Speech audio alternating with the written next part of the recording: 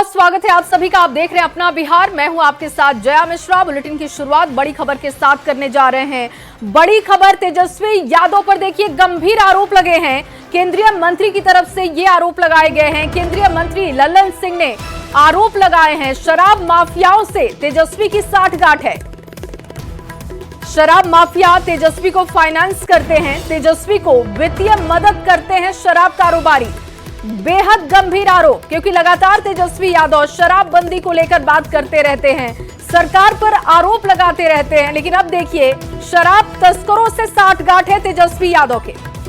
मंत्री का कहना यह है, मंत्री लल्लन सिंह ने यह आरोप लगाए हैं और किसी दलित को परेशान नहीं किया जा रहा, क्योंकि अब से कुछ दिन पहले तेजस्वी यादव ने सरकार पर यह आरोप लगाए थे कि दलितों को परेशान किया जा रहा है। अरे शराबबंदी में कोई दलितों को परेशान नहीं किया जा रहा है। शराबबंदी की वकालत वो इसलिए करते हैं कि शराब वाले लोगों से उनकी साठगांठ है और वो उनको फाइनेंस करते हैं। तो देखिए तेजस्वी पर केंद्रीय मंत्री लल्लन सिंह के आरोप पर आरजेडी ने अब पलटवार कर दिया है। आरजेडी प्रवक्ता शक्ति सिंह यादव ने जेडीयू पर शराब माफियाओं से साठगांठ के आरोप लगा दिए हैं। आपको बयान सुनवाते हैं। लल्लन सिंह आए, लल्लन सिंह को बताना चाहिए कि हरनौत में कौन था जदयू का प्रखंड अध्यक्ष जो बड़े खेप पकड़े गए थे, उसके चलते आपने एक्साइज सुपरिटेंडेंट का ट्रांसफर करवा दिया। यहां पर आपको अस्थामा में जदयू के प्रखंड अध्यक्ष बड़े शराब के खेप के साथ पकड़े जाते हैं, कौन छोड़ाता है? अधिकारी को कौन ट्रांसफर करता है? शराब का बड़ा माफिया एक अन्य मार्ग में जाके फोटो खिंचाता है। और इधर देखिए पटना में बीजेपी की लीगल सेल ने कांग्रेस नेता कन्हैया कुमार के खिलाफ केस दर्ज करा दिया है और उनके खिलाफ ठोस कार्रवाई की मांग की गई है। दरअसल मामला क्या है ये भी जान लीजिए। देखिए बीजेपी ने कोतवाली थाने में एफआईआर दर्ज करा दिया है। कन्हैया कुमार ने एक इंटरव्यू में पीएम और आरएसएस के खिलाफ बेहद आपत्तिजनक शब्दों का इस्तेमाल किया था और इसी मामले को लेकर उन पर एफआईआर दर्ज कराई गई है।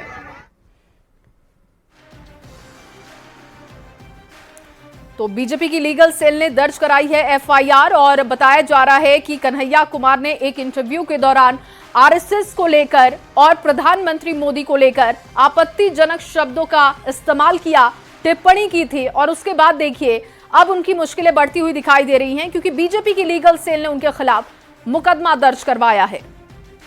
जो लोकतंत्र के माध्यम से तीसरी बार देश के प्रधानमंत्री चुने गए, उनको सीधे तौर पर आतंकवादी कहता है, संघ की विचारधारा को और संघ के कार्यकर्ताओं को आतंकवादी कहता है।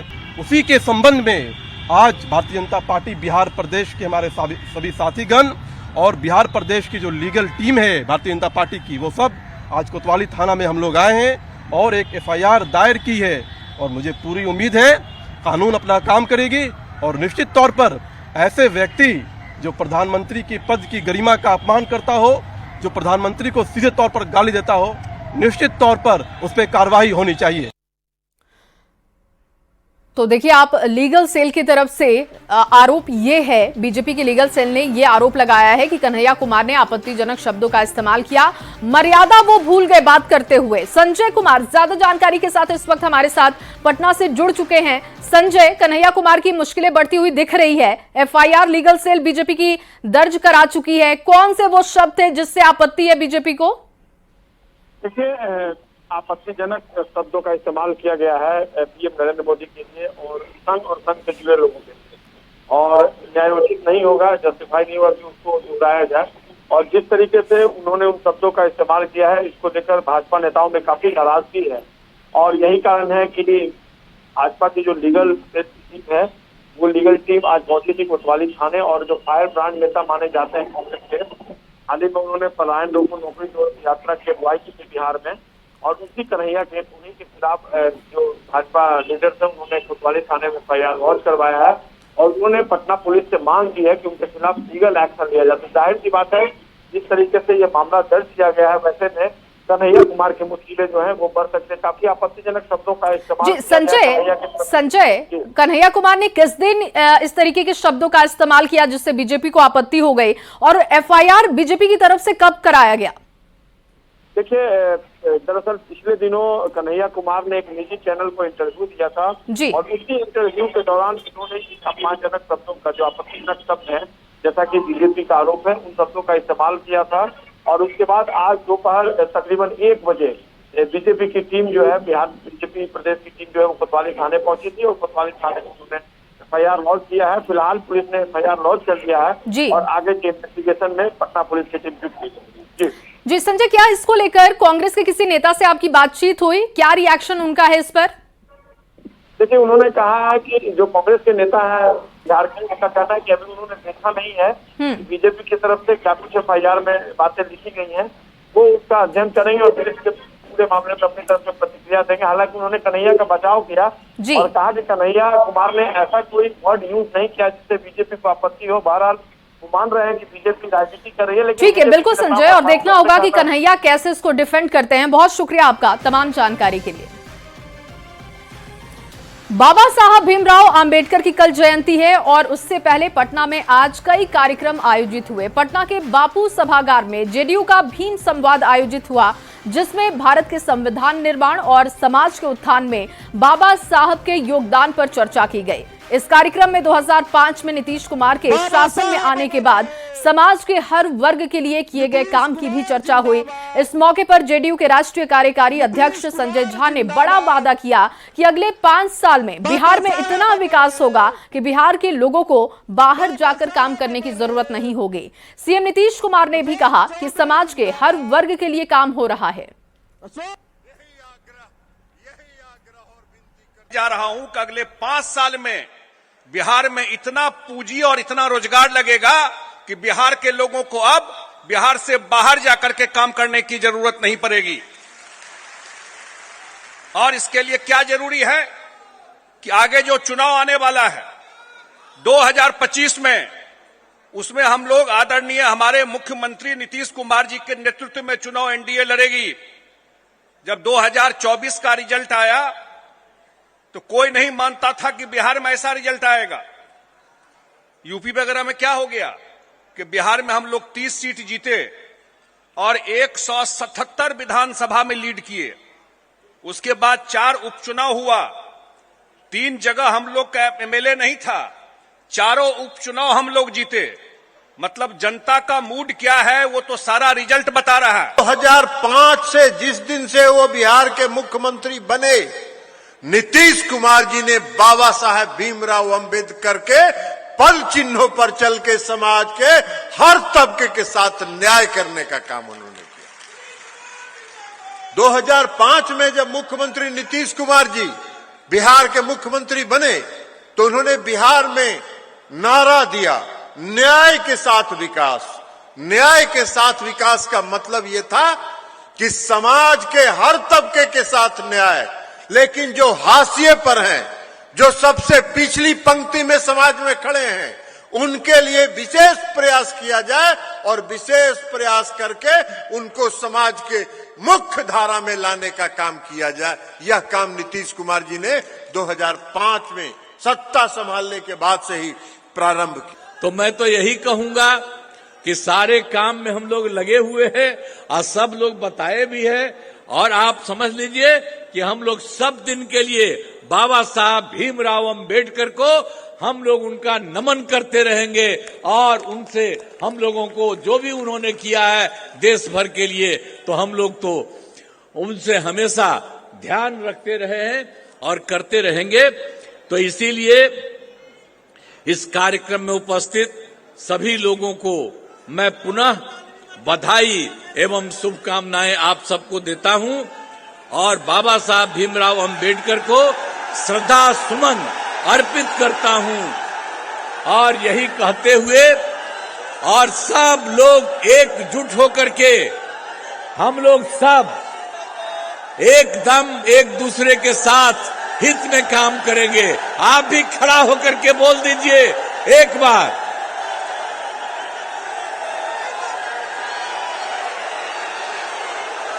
तो आप सबको बहुत बहुत मैं बधाई देता हूं। देखिए, इसी कार्यक्रम में यानी कि बापू सभागार में संबोधन के दौरान मुख्यमंत्री नीतीश कुमार ने अचानक मंत्री अशोक चौधरी को बुला लिया और उनसे कामकाज की रिपोर्ट ले ली। साथ ही उनसे आगे भी तेजी से काम करने का वादा लिया। पर भाई अशोक चौधरी जी हैं। अरे भाई कहाँ है जी अशोक चौधरी जी? खड़ा होइए ना। हाँ, देखिए, आप ये भी देखिए, हम लोगों के साथ आ गए और ये पूरा का पूरा काम कर रहे हैं, इसलिए इनको मैं बधाई देता हूं। और इनसे हम यही कहेंगे कि जितना काम पूरे देश में किया जा रहा है, आप सभी जगह इन लोगों को जाकर के एक एक जगह एक एक बात कराइए, सब तरह से करिएगा ना। हाँ, बहुत अच्छा ये कर रहे हैं, तो ये पूरा का पूरा एक एक जगह जाकर के करिएगा। बाबा साहब भीमराव अंबेडकर की कल जयंती है और उससे पहले पटना में आज कई कार्यक्रम आयोजित हो रहे हैं। एक तरफ जेडीयू का बापू सभागार में भीम संवाद चल रहा है, तो दूसरी तरफ बीजेपी ने पटना के गांधी मैदान से हाई कोर्ट तक जय भीम पदयात्रा की शुरुआत की है, जिसका नेतृत्व केंद्रीय मंत्री मनसुख मंडाविया ने किया। इस पदयात्रा में बड़ी संख्या में बीजेपी कार्यकर्ता और समर्थक शामिल हुए, जिसकी तस्वीर आप देख पा रहे हैं, और बाबा साहब को श्रद्धांजलि अर्पित की गई। इस पदयात्रा में डिप्टी सीएम सम्राट चौधरी के साथ ही पार्टी के तमाम बड़े नेता भी शामिल हुए। पूरे भारत के अंदर हमारा आजादी का शताब्दी वर्ष मनाने वाला योद्धा मजबूत नींव का ईंट देश के प्रधानमंत्री के नेतृत्व में रख रहा है और राष्ट्रवाद का जो मजबूत नींव का ईंट पर मजबूत इमारत विकसित भारत का बनेगा, वह भारत की जनता को फिर से गौरवान्वित करेगा और भारत के वैभव को बढ़ाएगा। विपक्ष को राष्ट्रवाद से जुड़ना चाहिए, वंशवाद परिवारवाद से बाहर आना चाहिए।